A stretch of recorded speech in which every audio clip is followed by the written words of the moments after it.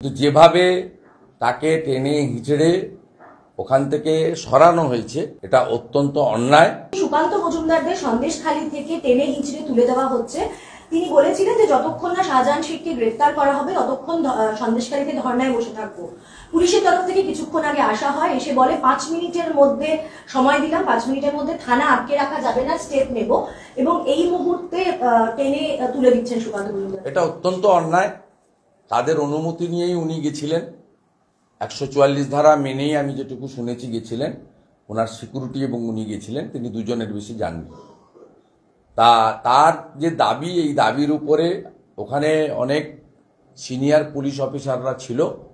তাদের সুকান্তবাবু শুধু একটা রাজনৈতিক দলের রাজ্য সভাপতি নন, সাংসদ। তার সঙ্গে কথা বলা উচিত ছিল, তাকে আশ্বাস দেওয়া উচিত ছিল, তাকে অনুরোধ করা উচিত ছিল।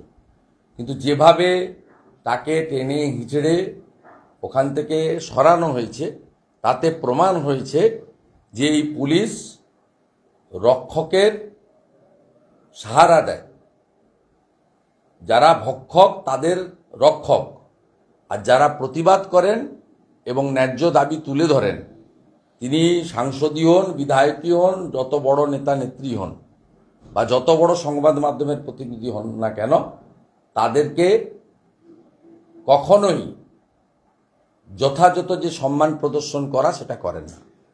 এক্ষেত্রে আমার বক্তব্য হচ্ছে, পশ্চিমবঙ্গে কার্যত পুলিশ রাজ চলছে। একজন সাংসদের সঙ্গে যে ব্যবহার করা হয়েছে এটা অত্যন্ত অন্যায়, এবং এরা হয়তো ভাবছে যে আমাদের বড় বড় ব্যারিস্টার আছে, এর আগের মতো আবার প্রিভিলেজ কমিটিতে আমরা গিয়ে পার পেয়ে যাব।